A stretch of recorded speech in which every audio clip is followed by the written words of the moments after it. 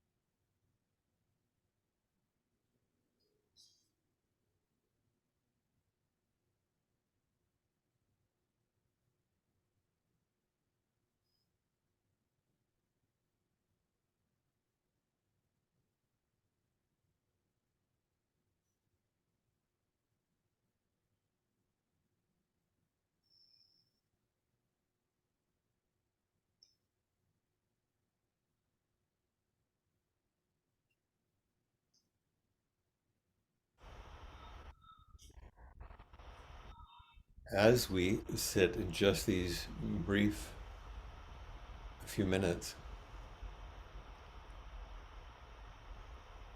I think it's wise to consider the privilege of being able to sit in peace for 5 minutes.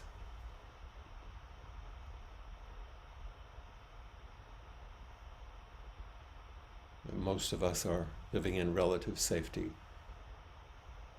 and without too much threat at this moment. And what a gift that is. And our practice is a gift in return.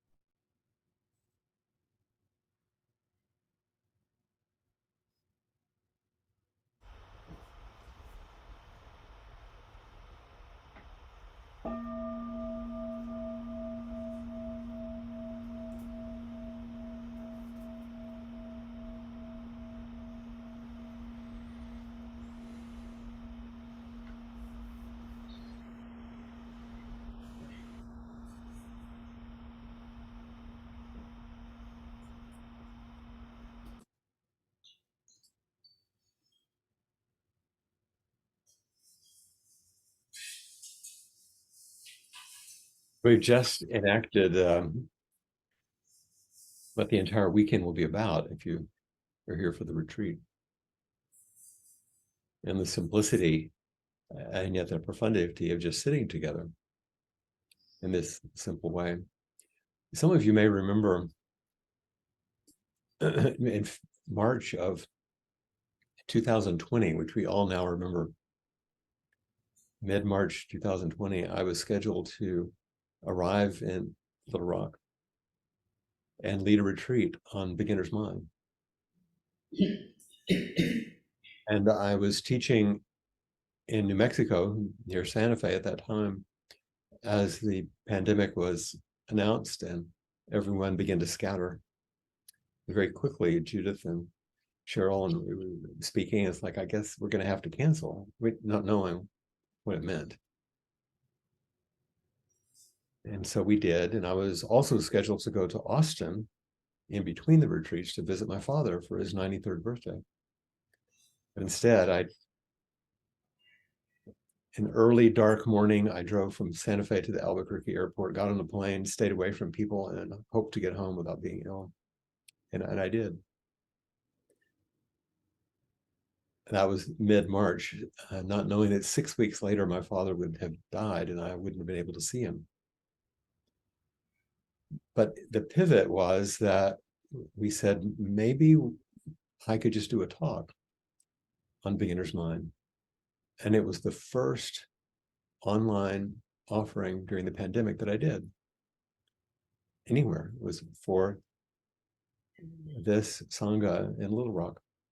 And here we are again, a similar topic, but we're going to spend a little more time. But I wanted to remember that time and how important it was and how essential. A lot has happened since March 17th of 2020 for all of us and in the world. And so, why would we return? Why now, in this turbulent contemporary reality, politically, environmentally, economically, medically, all this stuff, all of which is commanding our attention and our best efforts to find a way through? Why would we spend time reflecting on this little tiny book of someone's talks that were given in a living room in Los Altos, California by an obscure Zen priest over 50 years ago? And I would say, for me, because tucked inside these deceptively simple and gentle teachings are amazingly powerful guides about how we can actually make our way through all these challenges that I just mentioned. You probably notice, because you're folks who would show up to something like this, that you practice noticing that our lives are being transformed every day in ways that we never imagined. And I believe that this is what Suzuki Roshi had in mind as he taught. Underneath this little book is nothing less than the complete transformation of our hearts and minds, our actual character. And I remember he gave these talks at the end of the 1960s. And some of us are old enough to remember that time here. A time of immense upheaval and turbulence, violence and hope, and not unlike what we face today, a different context, but it was a challenging time. And these teachings don't tell us what to do, how to combat the painful struggles, or even how to inspire cooperation in a really divided world. He was just who he was. He was bringing what he had to offer, the Dharma, his own practice, training in another cultural, another time. But he was bringing it to people who were hungry for a new way of life. And he was doing his best to offer something in a foreign culture, sharing his deepest understandings of Buddhism and Zen practice in a language he could barely speak. I was imagining what it would be like to just show up in Japan, for example, and say, okay, now you're going to start teaching these people, and you have to do it in their language. I have gone to Japan. I have taught in Japan, but I had a translator, and I can't imagine having to find my own way in a foreign language. So in that time, and I think in his own life, everything was on the line and nothing was easy. But like today, everything mattered.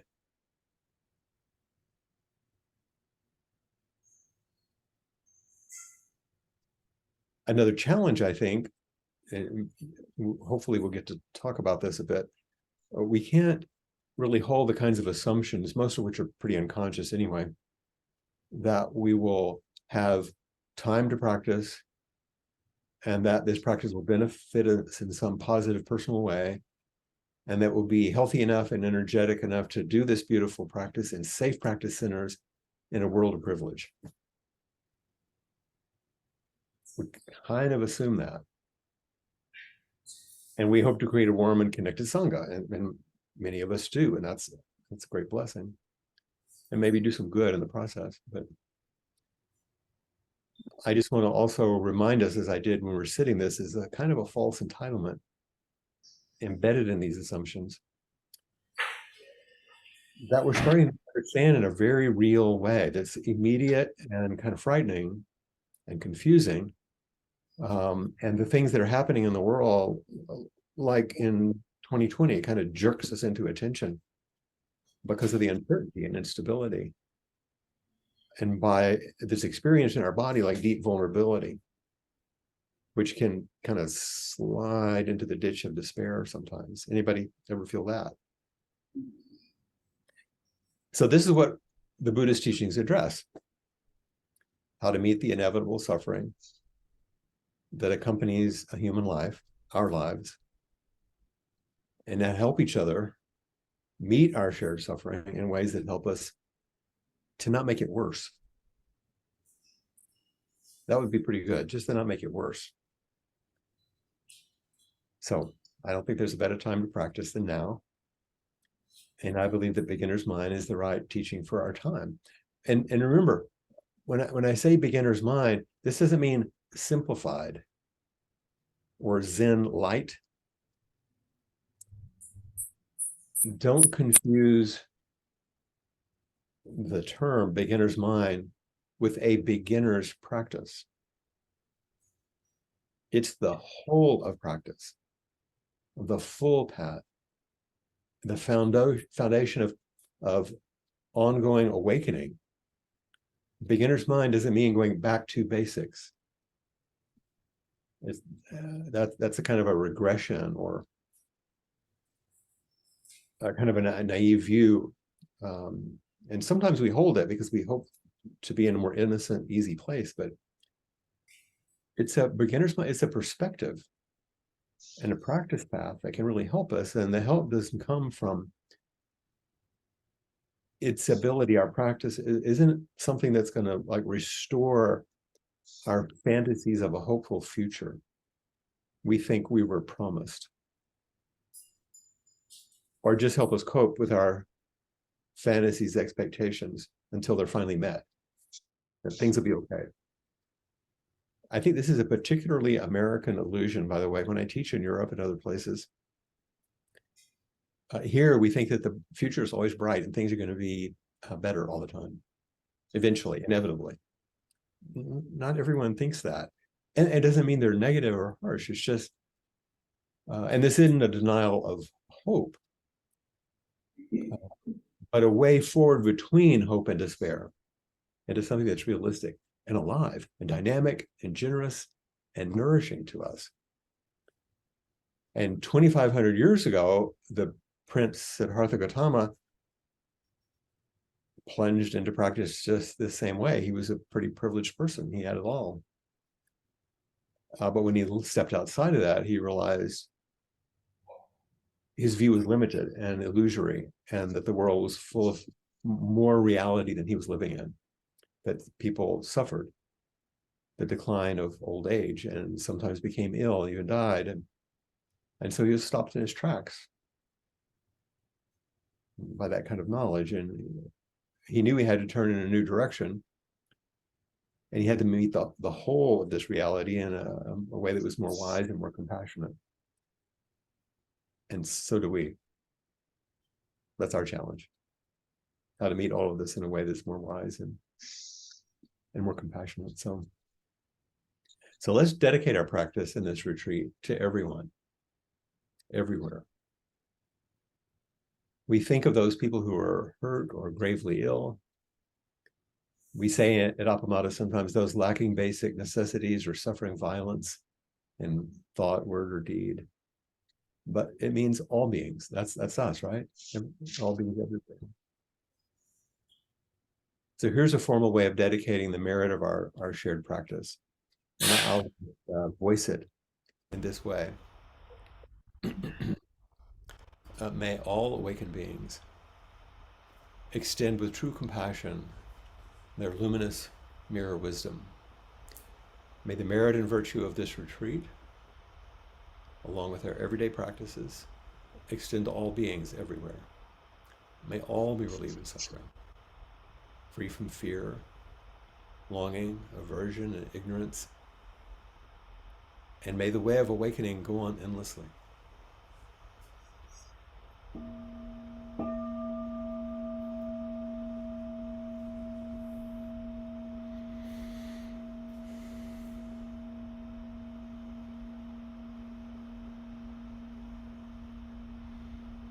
We learn to negotiate with Zoom so we can hear these things.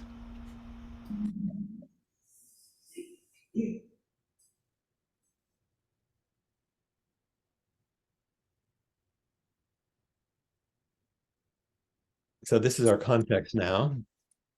And I think this is our invitation and challenge. And this is our dedication. So obviously, I'm not going to try to teach the full content of Zen Mind, Beginner's Mind this evening, or even over the weekend. I do hope that you'll read the book, maybe more than once. Mine is kind of almost falling apart. If you look through it, there's all these. I went through one time and began to highlight all the places where it said, this is the most important thing. I said something like 280 times. All these notes and underlinings and everything, and it's kind of falling to pieces. But I do hope you'll read the book, because it really is. There's a lot there. And don't worry if you understand it.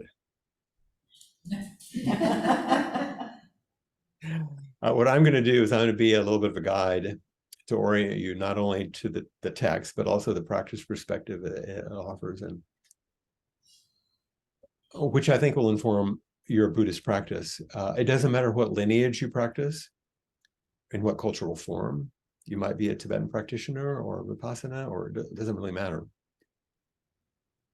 But I do hope that when we complete the retreat, you'll be wanting more, more curious, more willing to step back into the spacious possibility of beginner's mind and engage the practice. Since I'm doing a little bit of show and tell, I'll do one show and tell here. Let's see. That come up on your screen? Yes. So there's me, the tall guy in the back, being much younger,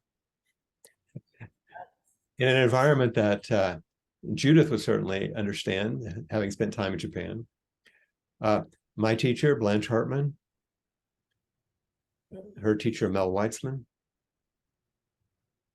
Victoria Austin, who helped with my Dharma transmission, Huitsu Suzuki, Shunryu Suzuki's son, and his wife, and many other wonderful practitioners. And we spent a month in Japan at Rinsu-in at Suzuki Roshi's temple. Also going to Eiheiji and Sojiji. I'll speak about that more a little bit later, which are the two main Soto temples in Japan. But it gives you a little feel, I hope.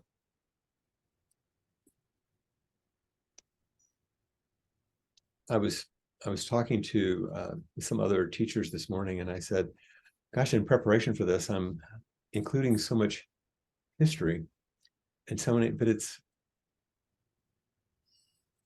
the history and the activity of what happened to produce this is, or are the teachings. It's not separate. You know, Suzuki Roshi was teaching beginners in the late 60s. And these were very early talks given to a local sitting group in a living room in Los Altos, California. It was in a temple or monastery.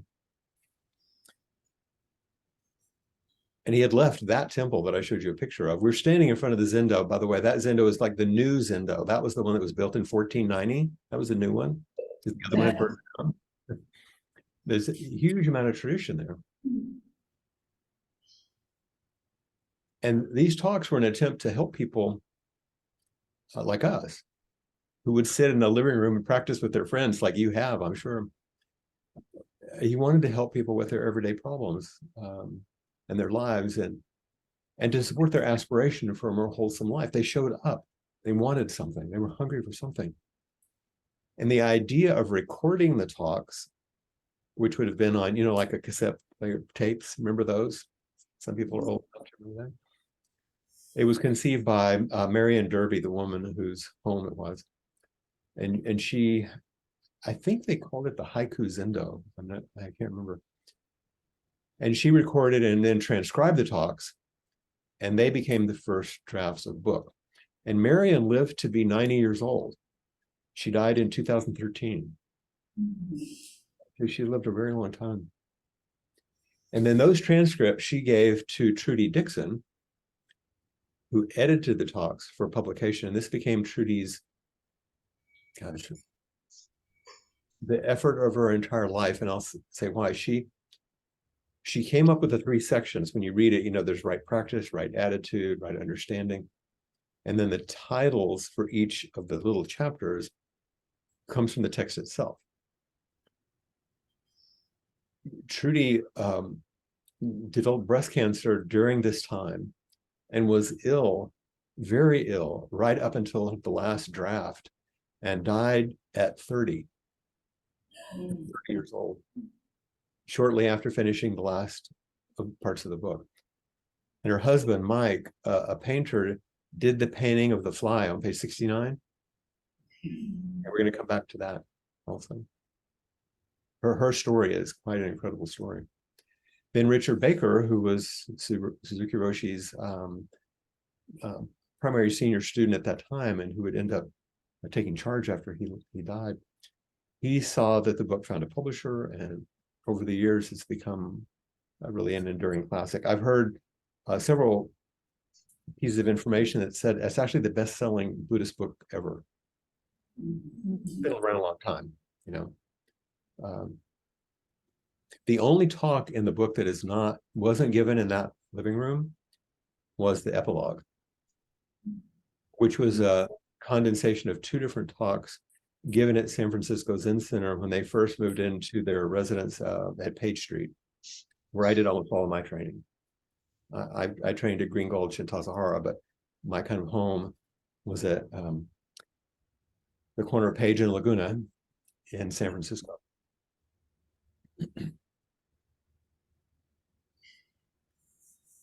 When Suzuki Roshi saw a published copy for the first time, he picked it up and he looked at it and he said, "Good book. I didn't write it, but it looks like a good book." And that was in the summer of 1970, so it's more than 50 years ago.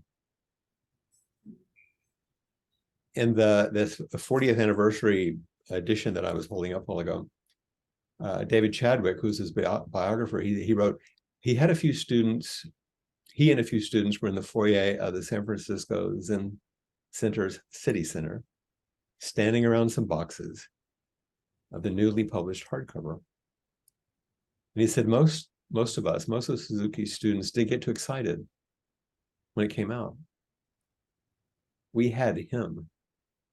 It was a very touching statement. We had him.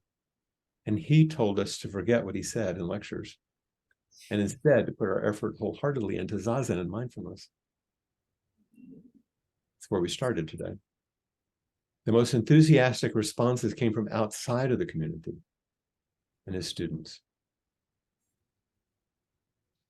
And there are a lot of things you can access now, but his renown as a seminal spiritual teacher is almost entirely due to this one little book. I don't know if you've seen it before, but Rick Fields, who's also passed away, he authored a book called How the Swans Came to the Lake. How the Swans Came to the Lake. It's a very poetic title. And it's about how Buddhism came to America, really. It's the history of Western Buddhism. And this is what he wrote. He said, Zen mind, beginner's mind, had a fresh, early morning quality to it. Suzuki Roshi spoke with a spare voice, unpretentious and humorous. It was, in fact, an American Buddhist voice, unlike any heard before, and yet utterly familiar. When Suzuki Roshi spoke, it was as if American Buddhists could hear themselves, perhaps for the first time. And I think it's a lovely reflection.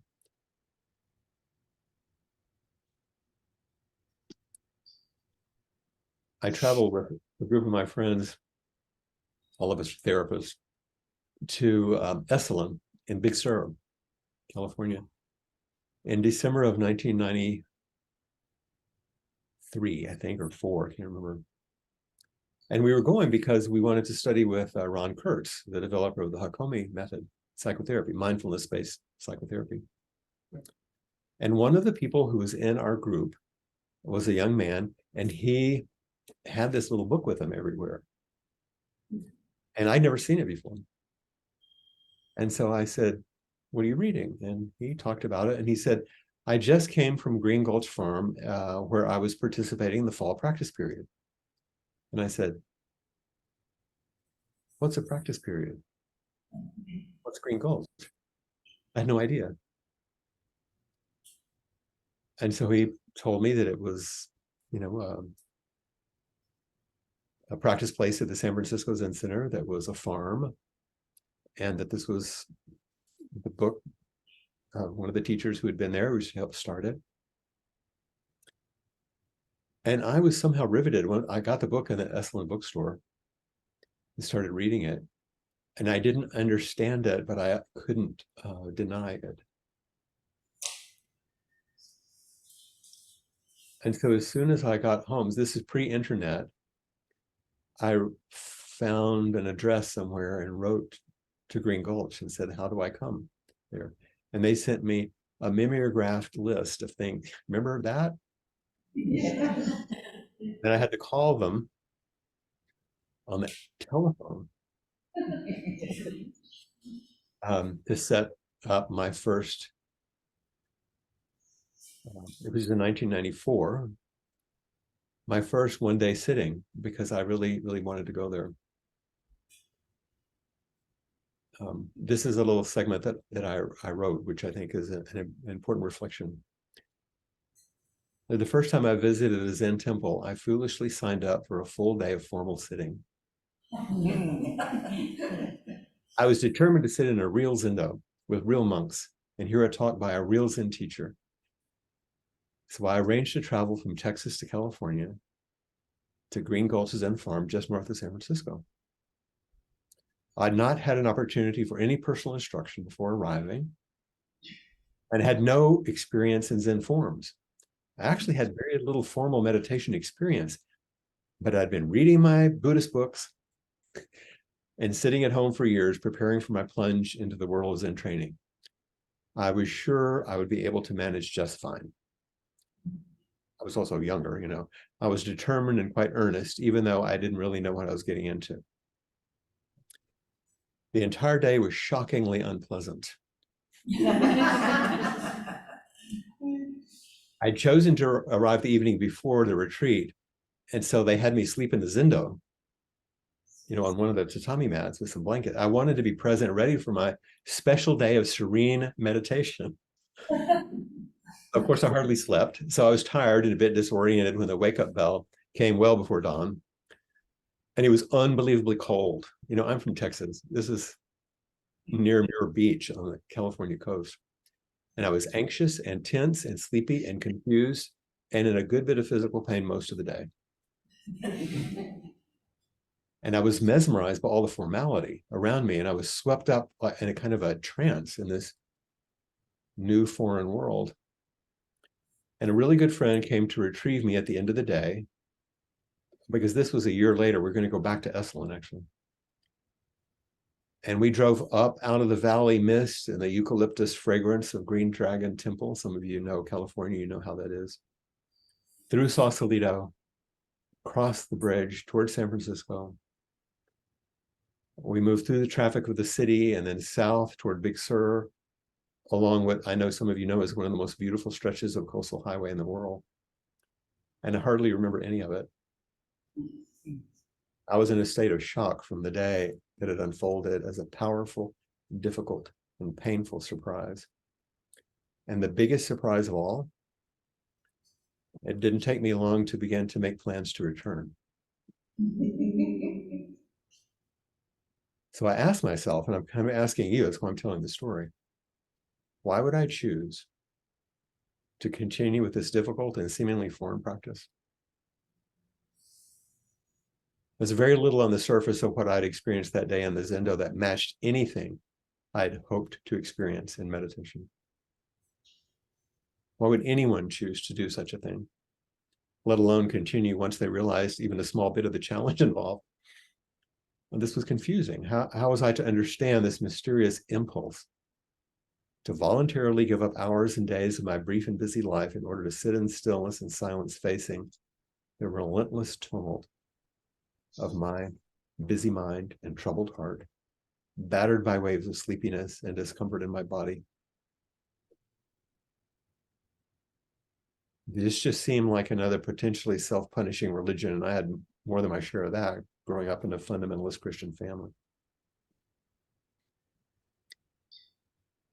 You may have already begun to wonder what had drawn you to seek out a cushion or a chair in this meditation hall or online. The most perplexing question is, once we've taken our seat, what keeps us coming back?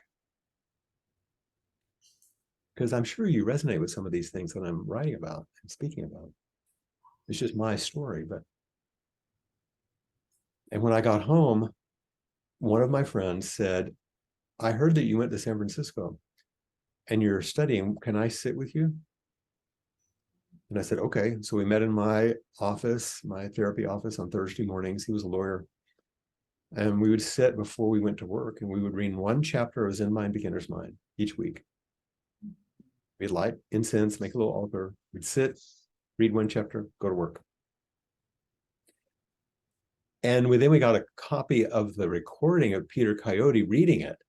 You can get, you can get this. And we would listen to one chapter in somebody else's voice. And then my yoga teacher said, can I sit with you? I need some, okay. And one thing led to another. And that is now the Austin Zen Center. Many years later. And that lawyer, my friend Bill, who sat with me, finally set us up as a non, how it goes. And somebody donated a building and everything happened. I continued to go to following what was here with my teacher, who had been Suzuki Roshi's student. She told me about the first time she met him in Dokusan, or in a private interview. And she didn't know much what she was doing either. And she said, I don't remember hardly anything that happened. I was kind of in a daze. She said the same thing I did. But she said the most perplexing thing is I sat almost knee to knee with him before the sun was coming up, in the cool wind and chill of San Francisco, in the incense smoke. When he looked at me, she said, I could see that all he saw was Buddha, and I couldn't understand that. She knew who she was, and she could see in his face that that's not who he saw.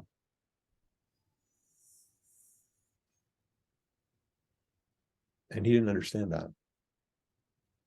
When I began to practice, the first time I ever saw Blanche, my teacher, lead morning service in a formal Buddha hall and take her bowing cloth and spread it and do her bows and approach the altar and offer incense, I was riveted by the dignity and composure, and there was something unexplainable about what she was doing. And it was like, I want whatever that is, I want that. There are plenty of the men teachers that I had that were intellectual and very wonderful. But I said, I can do that. But what she's doing, I want to know what that is. What she was doing with her body.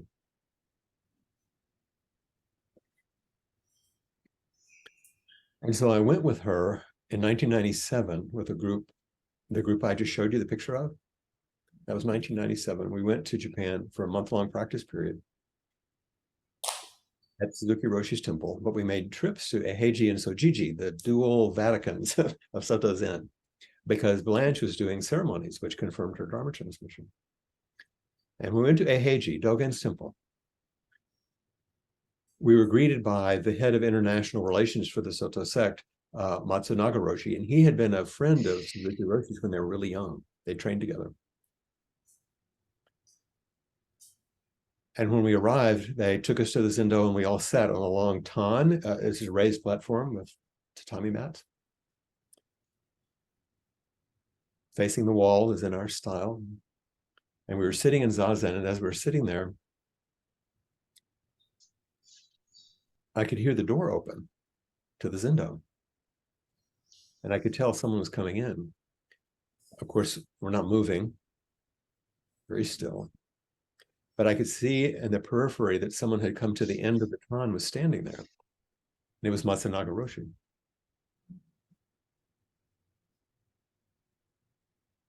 And he said very gently into the silence and stillness, when Suzuki Roshi left Japan and went to the United States, I could not understand what he was doing. And he paused for a bit and he said, today, I see what he was doing. And then he turned and left. You can imagine how powerful that was for him to see that our practice, the practice we've been given, how it had been passed along, was demonstrated in our wholehearted sitting there together. And he recognized that.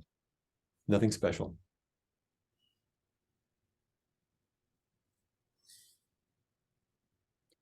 In the introduction to Zen Mind, Beginner's Mind, Richard Baker wrote, the practice of Zen Mind is beginner's mind. The innocence of the first inquiry, wrote, that first inquiry, like, who am I?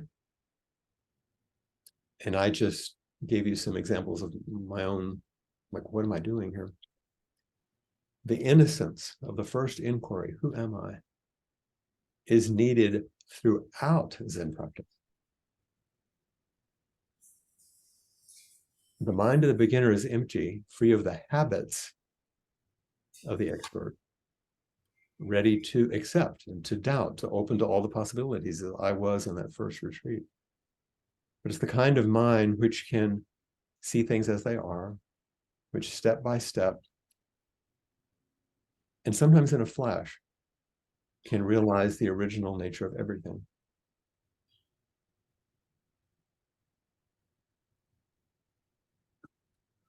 So let's walk through just a few bits of the book. I know this is kind of a long, we have a long session here this evening. Are you doing okay? Are you following around along okay? I figure it's better if I tell you stories. Because you can feel, but they're the teachings, really. The prologue of the book, if you don't read anything else, read the prologue, because it's the entire teaching, and it's enough for a whole lifetime. Blanche would say, it's hard for me to get past this beginning. You know, I'm going to read a good bit of that first paragraph to you.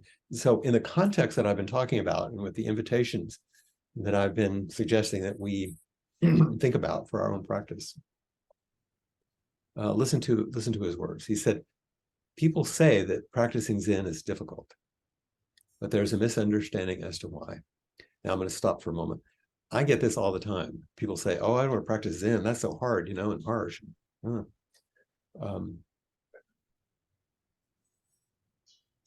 Because they make up ideas about what harsh is. But that's why he starts with, but there's a misunderstanding as to why. He said it is not difficult because it's hard to sit in the cross-legged position or to attain enlightenment, you know, or any of those other stories you've heard about being hit with sticks or things like that. It's difficult because it's hard to keep our mind pure and our practice pure in its fundamental sense. So what does that mean? He goes on, the Zen school developed in many ways after it was established in China. But at the same time, it became more and more impure. But I don't want to talk about Chinese Zen or the history of Zen. I'm interested in helping you. He says, I'm interested in helping you. Keep your practice from becoming impure. This is an interesting way of speaking. In Japan, we have the phrase sho shin, these two characters. Beginner's mind. The goal of practice is always to keep our beginner's mind. And then he talks about doing various practices, reciting sutras, things like that. And he said, it might be pretty good the first time, but after you get into habit, you know how things are, they start to lose the freshness, you know. He said the same thing will happen in your Zen practice. For a while, you will keep your beginner's mind, but if you continue to practice 1, 2, 3 years or more, although you may improve some, you're liable to lose the limitless meaning of original mind. For Zen students, the most important thing is not to be dualistic. Our original mind includes everything within itself. It's always rich and sufficient within itself. So now we have the first thing to start asking, what's this original mind thing? And he goes on, you should not lose your self-sufficient state of mind. This does not mean a closed mind, but actually an empty mind and a ready mind. If your mind is empty, it's always ready for anything. It's open to everything. And then the most famous quote ever from him, in the beginner's mind, there are many possibilities. In the expert's mind, there are few. One of my cousins, who's also in the spirituality business, he was a corporate chaplain for a very large construction company in Texas. His construction company like built embassies and things and sports arenas, huge things, you know. And the leaders were had a Christian background. My cousin had gone to seminary, but he wasn't fundamentalist at all. Even though we grew up in that kind of family, he was there in HR to help folks, really. He was a bodhisattva. And he was just wonderful. We've stayed in touch and done a lot of things. So he asked me to come down to San Antonio, where he was from Austin, and give a talk on mindfulness in the workplace. I said, okay, I'll do that. So we went down and he showed me around this amazing place. And so everybody's coming into this room with their bag lunches and all that to have a little talk at lunch, you know, on mindfulness in the workplace. And I walked down the hall a little bit by myself, and John comes in and says, what are you doing? And I said, well, I'm just kind of emptying everything out, you know, and kind of letting everything drop away. He said, what? Well, how are you going to know what to say? That I don't. He says, what? I said, well, how would I know what to say until I'm in the room and see the people? He's like, what?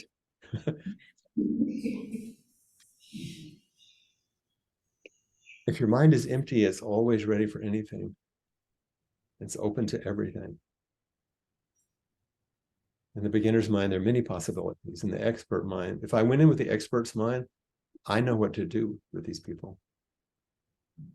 I would miss them because I'd be reciting my own narrative.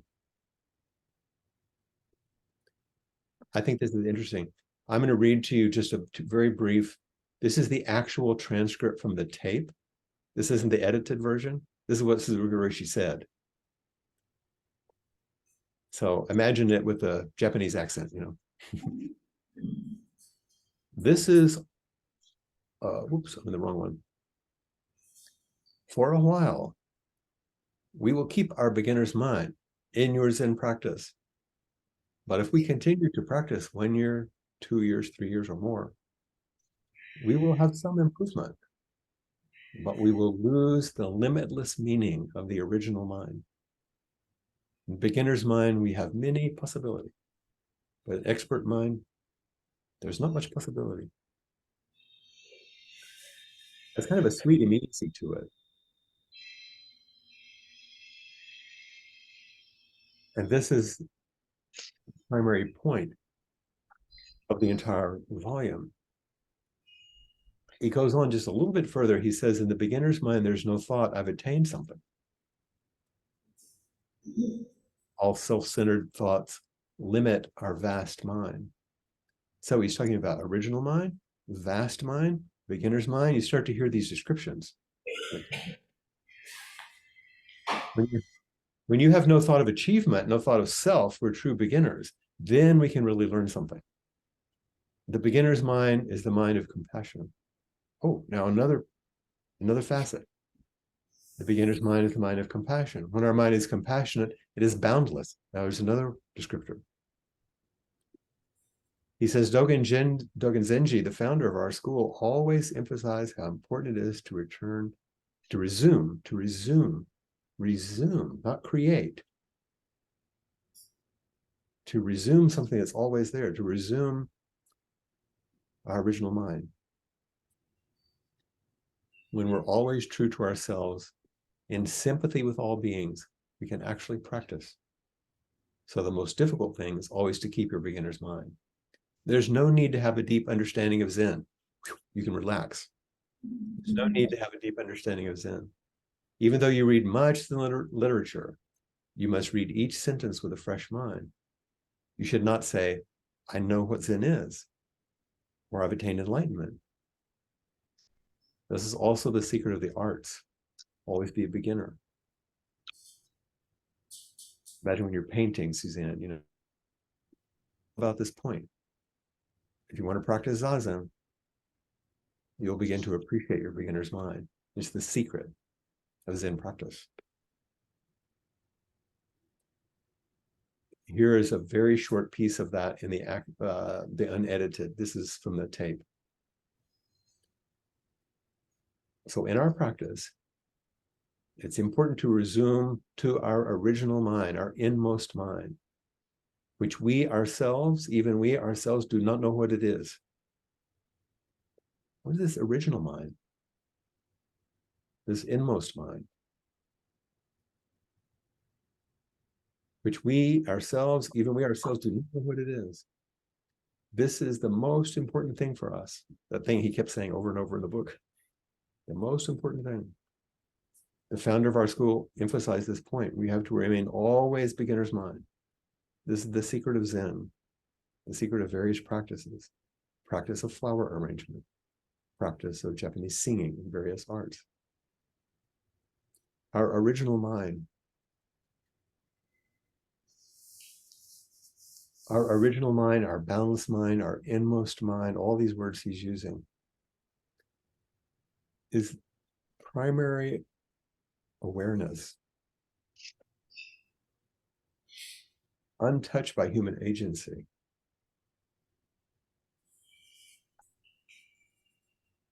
You remember in the dedication, it says, may all awakened beings extend with true compassion their luminous mirror wisdom.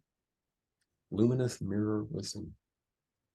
It's the mind that does not, awareness, consciousness that does not move, has no preferences, doesn't offer this or that. It just is there and steady and completely reflects exactly reality as it is.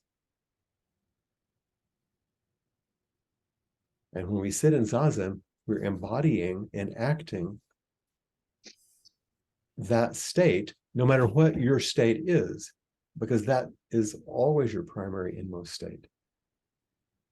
And so we sit upright and face the wall.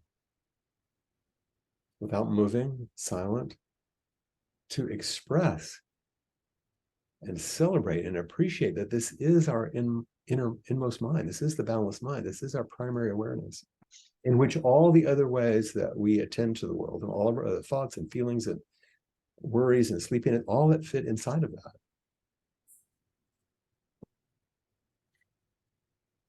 If you look in the book, when it starts the prologue, there's one little sentence under that page, and all it says is prologue, and there's a little sentence, a quote. It says, "It is wisdom that is seeking wisdom." It is not me seeking wisdom. I don't wake up.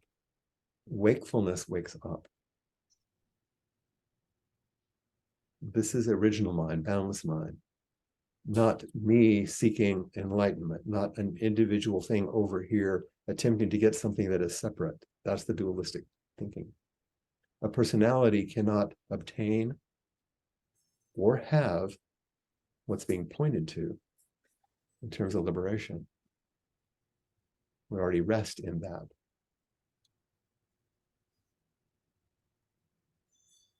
One more thing that Suzuki Roshi in the original transcript, which isn't in the book in exactly the same way. It's fascinating to read some of the unedited pieces to see what he said. Here's another one. He was talking to the people in the living room, you can imagine in the late 60s. I'm imagining the most hideous shag carpet, 60s,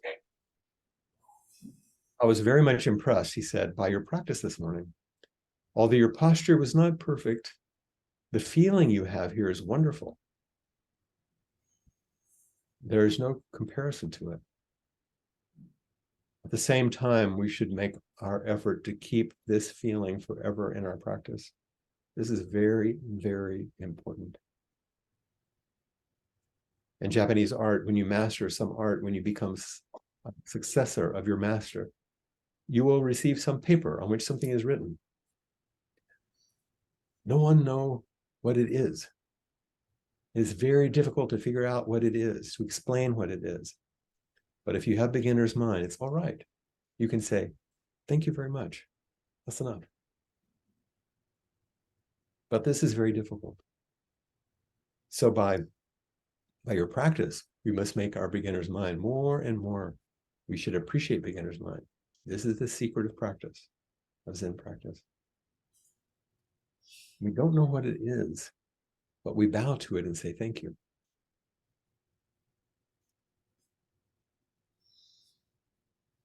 I remember asking Reb Anderson one time about the attitude about sitting and facing the wall, the spirit. And he said, yeah, the spirit basically is you're enacting with your body this feeling. Thank you very much. I have no complaints whatsoever. Your posture. And Suzuki Roshi said, I'm very much impressed by your practice. Not that your posture was perfect, but the feeling is so wonderful. And that's what I think when I look at the screen and see all of you, and I look into the Zendo, or when I'm with you in the Zendo.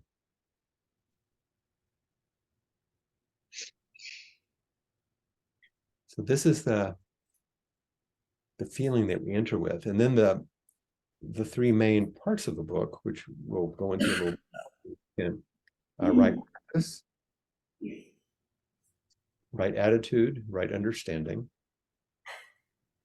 And in each of those, Marion pulled out a little quote. Under right practice, she wrote, or transcribed, Zazen practice is the direct expression of your true nature. That's what I've been speaking about. The actual sitting is the direct expression of your true nature. Suzuki Roshi said, strictly speaking, for a human being, there is no other practice than this practice. There's no other way of life than this way of life. He's not saying that sitting in Zazen is the only form of life. He's saying that realizing who we are and expressing it is what's going on all the time. And you can accord with that and wake up to it or not, but it's the only practice. to turn toward reality and begin to face it and meet it as it is. Because most of the time we're negotiating with reality, if not fighting. In fact, that's what awakening is. Enlightenment is the negotiation of delusion. There's no delusion, there's no enlightenment. What else? That's what you wake up to, is delusion. And you can fight with reality, but guess who's going to win? Reality, always. And so it's really nice to partner with reality, but you have to see it clearly. That's wisdom. And it will break your heart, and you will take care of others, hopefully, and that's compassion. Right practice. The right attitude, the second section, the little quote that's used is, the point we emphasize is strong confidence in our original nature.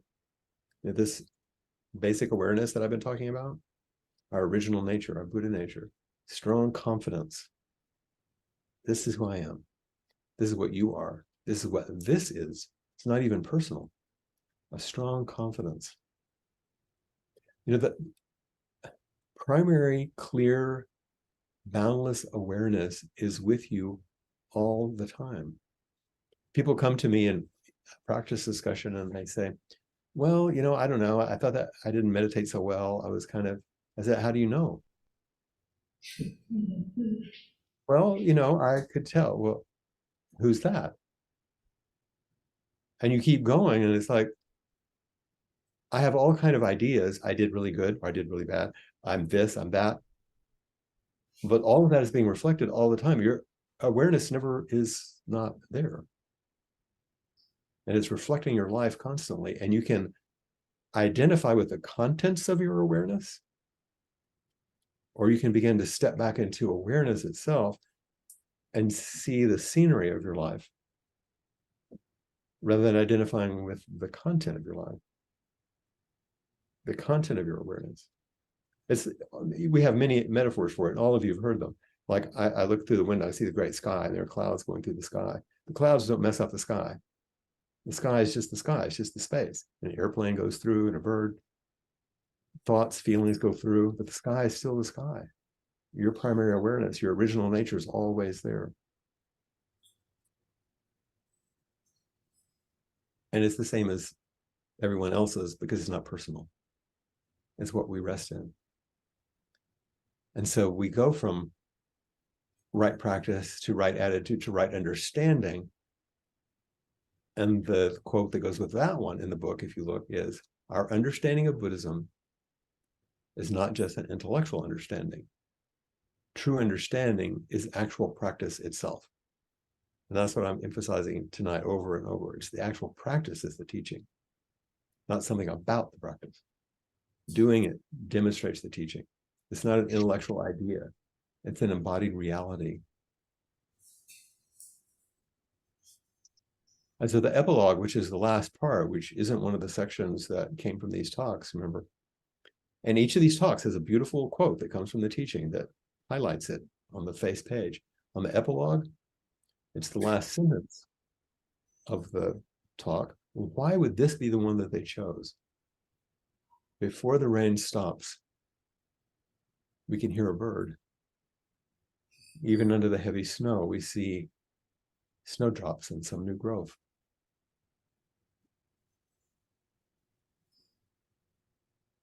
It's not just some strange Zen guy talking poetically.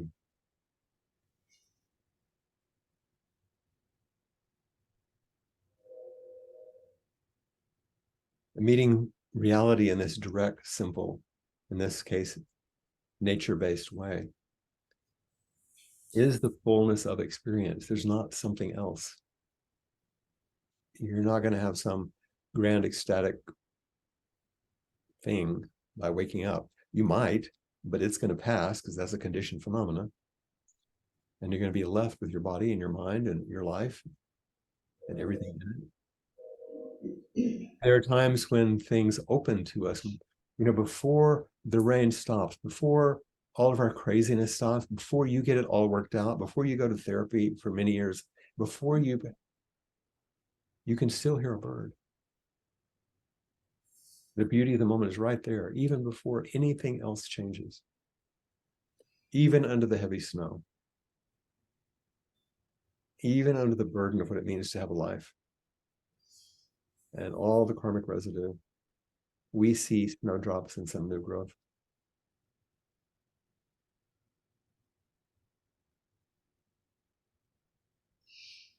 It's all there. And we stop and meet ourselves and meet each other and realize the fullness of what's available to us through practice.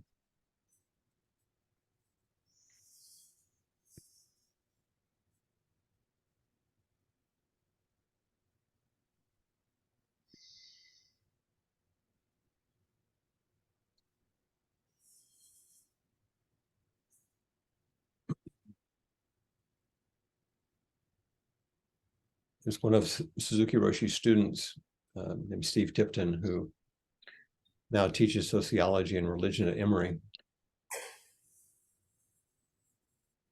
He said, for all the genius of its cultural and canonical translation, the practical wisdom of this book arises from its communal creation, read by teacher and students listening and talking to each other in the course of sitting, walking, and working together every day. So he says, yeah, it's an interesting and wonderful book, but the wisdom of it, the real genius of it is that it was co-created in relationship.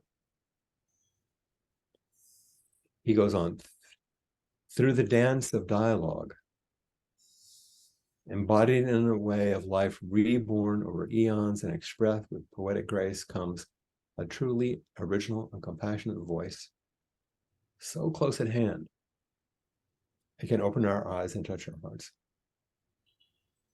And this is what we're going to be doing in this brief retreat. And why I asked each participant who's going to stay for the weekend retreat with me to read the text and send me words, phrases, a small section of the book that spoke to you or puzzled you or challenged you or inspired you. Because this is the way we keep the dance of dialogue alive. The communal creation of the retreat. When we practice in this way, this is how the Dharma stays alive. The Dharma doesn't stay alive if we don't embody it and hold it and share it. We are the conduit for that. And so that's why I want to not just be the guy sitting up here talking the whole weekend. I want to share this, and I want to know what's going on with you. We'll have a little time now for questions and answers or discussion. Because I really think that Tipton is onto something here, that the genius arises from the creation out of the community through the dance of dialogue. So we're going to enact that as well. One last little story. The first time I asked for Dokusan or practice discussion at San Francisco Zen Center, I asked my teacher, Blanche, if I could see her. I actually didn't ask her, I asked her attendant at some point when we weren't sitting. And during sitting, someone came and tapped me on the shoulder, which meant I was to follow her. And we left the Zendo and I went up to the second floor where the rooms were where we met. Once again, it was early in the morning and quite cold in San Francisco. And Blanche was waiting at the door. She wasn't sitting like she normally would inside because she knew it was the first time I'd done this. And she invited me in. It's a beautiful tatami mat room with an altar and 2 places to sit. And she went to the altar and she lit the candle. And then she stood where the attendant stands and asked me to stand in front of the altar. And she lit a piece of incense and she said, now bow toward the altar. So I did that. And then she handed me the incense. She said, now take it and place it in the ash. And she showed me how to do that. And then we bowed to the altar and then we went and sat down and bowed to each other. And suddenly, like, what happened? suddenly the abbot of the San Francisco Zen Center was my attendant, and she was teaching me how to do the simplest thing of how to open this space. So it wasn't going to be a therapy session. It wasn't going to be just a hanging out and talking. Something else was happening. And then we sat together in that beautiful space in the early morning in San Francisco. And I have no earthly idea of what we talked about now. But I do remember the spirit, like Suzuki Roshi said. I remember the spirit. And I had to leave the next day to fly back to Texas, and she was in a meeting. I couldn't see her. I walked down to Market Street, went to the florist, found the most beautiful calla lily I could find, and tied a little note to it and a little haiku-like poem. It wasn't a perfect haiku. So this is the poem, and I left it at her door. Floorboards creak. Cool breeze over the windowsill. Buddha Dharma flowers.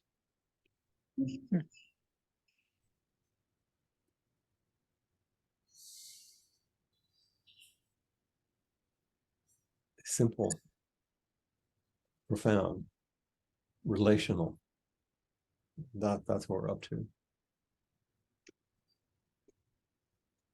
So you've been listening to me for a long time, so I want to hear from you. If you have questions or comments or complaints or whatever you might have, please, if you're online, raise your hand and the person will assist. Or if you're there in the beautiful Zendo in Arkansas, I can probably hear you. And if not, you can come closer to the camera and so I can see your face. That might be kind of nice. But I'd love to hear from you if there are things that are moving around.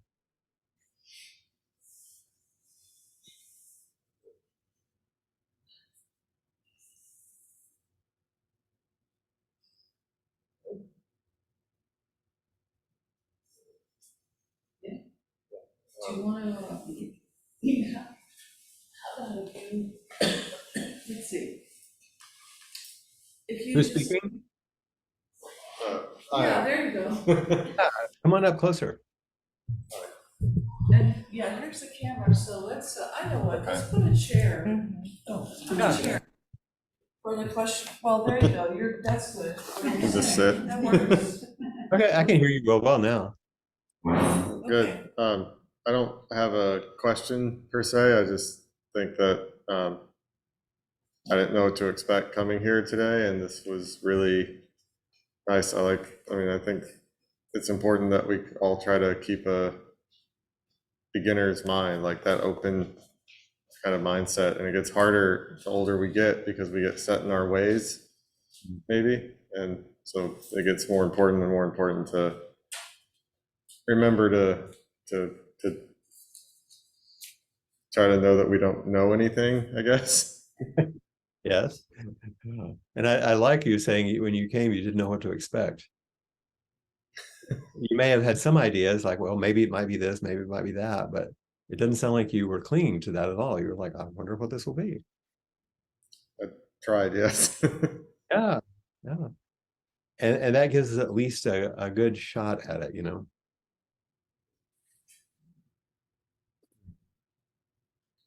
Thank you. And I appreciate your stepping forward, because your willingness to step forward is part of the saying yes that a student is necessary if you're going to practice, to step forward and go, oh, okay, I don't know what's going to happen, but I'm saying yes to this invitation. I'm saying yes to this practice.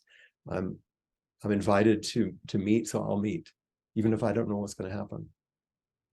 One of the first times I went to see Blanche, another time I talked to her, I said, if you were a therapist, I'd know what to do with you. But in this situation, I don't know what to do. And she said, now we're making progress. And what is your name again? Michael, Michael. Thank you, Michael. thank you. Hey, Jacob's holding his hand up. Yeah, I thought I was going to ask a question, but I answered it.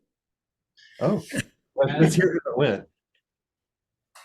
through our Zen practice every Wednesday, as we read through Zen Mind, Beginner's Mind, I often say, wow, Buddhists really like their paradoxes.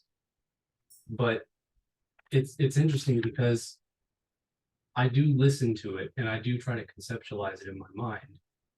And it's like I can understand, I feel as though I understand what is being said, even if I can't communicate that, even if I can't verbalize it. And I was going to ask you, man, I feel like I understand, but I feel like I haven't been doing it long enough to be able to understand it. Is it really that easy? But then I remembered a talk that I had heard you give one time where you said, how easy do you want to let this be?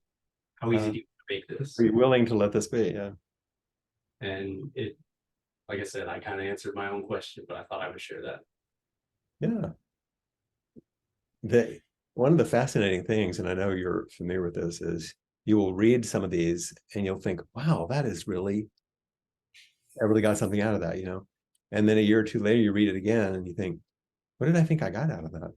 The thing you get is like totally different or deeper because it continues to unfold over time. It's like I see my hibiscus plants out here, and I have a nice flower that will come out. And it's like, oh, I see the hibiscus, but then that one fades, then another one comes. It keeps happening, and I go deeper with it. That's I think what's really important, and in your willingness to read it and to have confidence in what you received, and be willing to know that more can come. And the paradox thing is great. One of the famous quotes from Suzuki Roshi, he was talking to a student one time, like I am you, and someone had brought it up, and he said, if it's not paradoxical, it's probably not true. Meaning,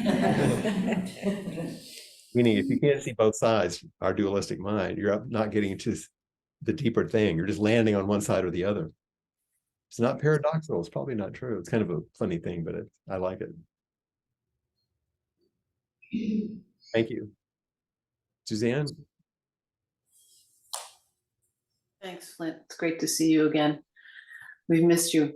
One of the things you said right at the beginning really hit me very deeply, which is, why do we keep coming back to sit? And it's something that, I was a long time meditator, but only been practicing Zen since March, really. And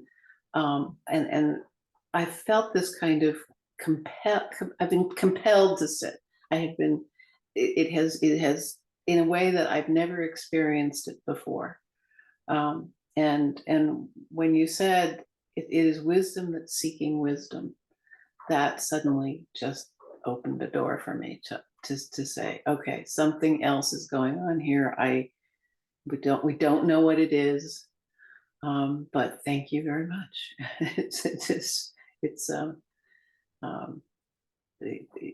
That helped me be comfortable with the mystery, I guess, be more comfortable with the mystery. That's a good way to say that. Be comfortable with the mystery.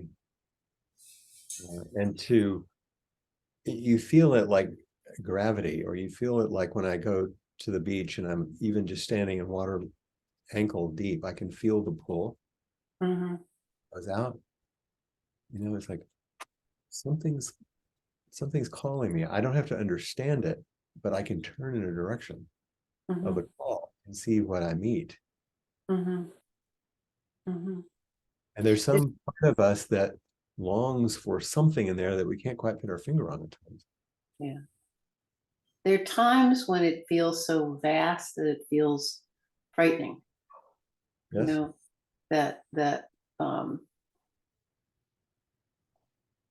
It's hard to just, it feels like on the edge of something that is. That's why we need each other. Yeah, it is definitely. You might have heard my image of that I sometimes say, because this is not an uncommon thing for people to realize. They say, oh, I want to wake up, I want to see the vastness, and then the vastness is like, I don't know. But if I happen to be up in the top of rainforest in Kauai, above those waterfalls where you see behind Ed, or if I'm on the edge of the Grand Canyon, and if it's actually safe enough to where you're going to go look over the precipice, Mhm. I want somebody holding on to me. Yeah, I don't want to just go out there by myself. right. I need somebody holding on to me. And that's what it's like to sit next to someone. Yes. Zinda. Yeah. My understanding of Sangha is at a whole nother level too. My how important it is.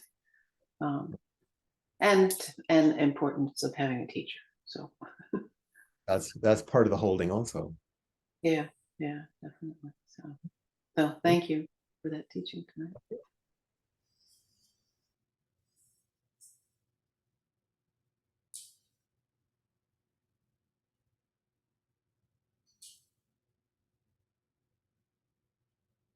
Isn't it nice just to sit and look at each other?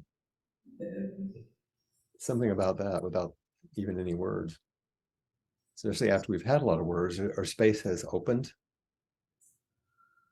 We realize, oh, we kind of fall into each other.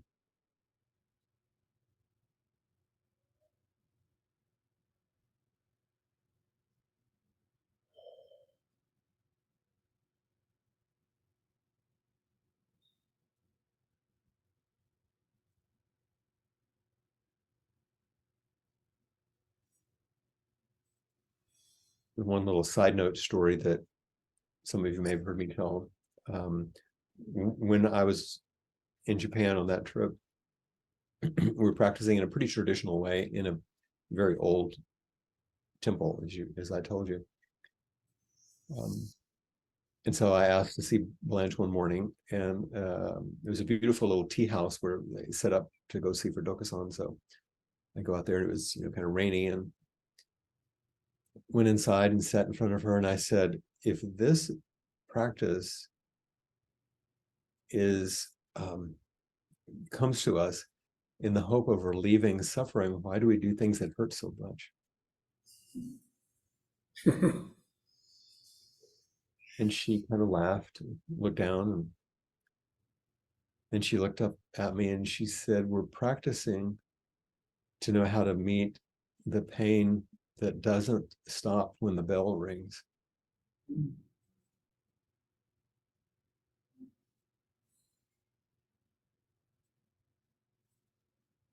There's no reason to add pain to your life. So I don't recommend that people do things because it's painful. I don't think that's helpful. But there's inevitable discomfort, a little tightness in your shoulder, your back doesn't feel good, your knee hurts. Little things will happen if it's not unwholesome, it's not damaging, Just because you sit for a while, you feel some discomfort. And you'll learn about your relationship with discomfort, with dukkha, with suffering. And you can learn to have a wholesome relationship with the inevitable suffering so that you don't create unnecessary suffering on top of the necessary suffering that comes with the human life. When you hear the first noble truth, life is characterized by dissatisfaction, dukkha, and then the second is largely because of the way we respond to things, and the third, there's a way to change it, and there's a path. There's an assumption that we quickly get into, which is, if I do the practice, I won't have any suffering. Sorry. If you engage the practice, you'll meet suffering in a new way and not create more suffering for yourself and other people.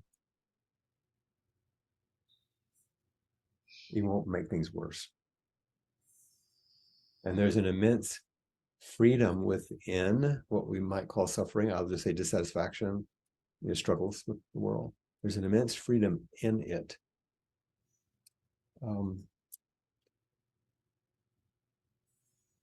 And many of you had this experience, I know.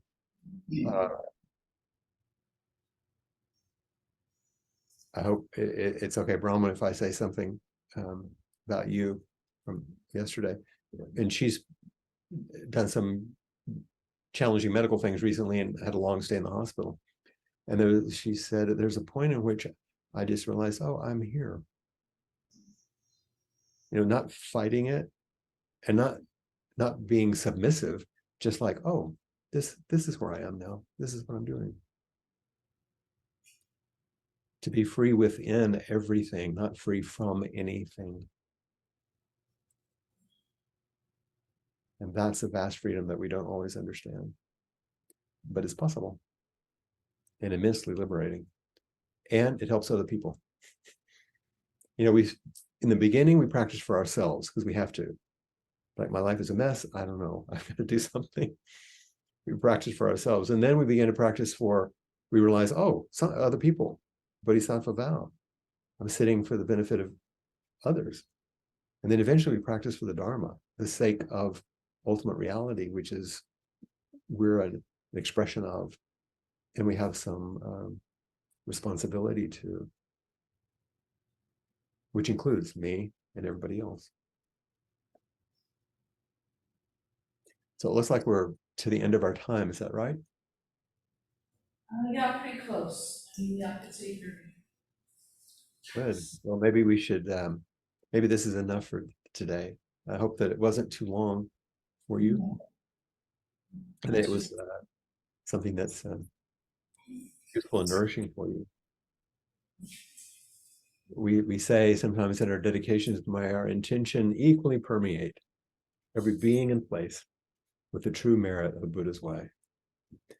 Like, may our intention equally permeate every being and every place with the true merit of Buddha's way. See if you can say it now with me.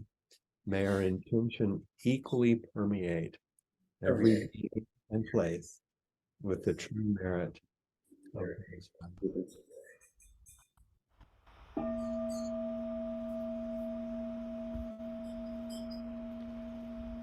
And I hope to see you tomorrow if you're in the retreat, and we will continue. We'll do more. Thank you. Thank you, Judith. Thank you, Cheryl. Thank you, everyone there. Bye. Bye. Okay.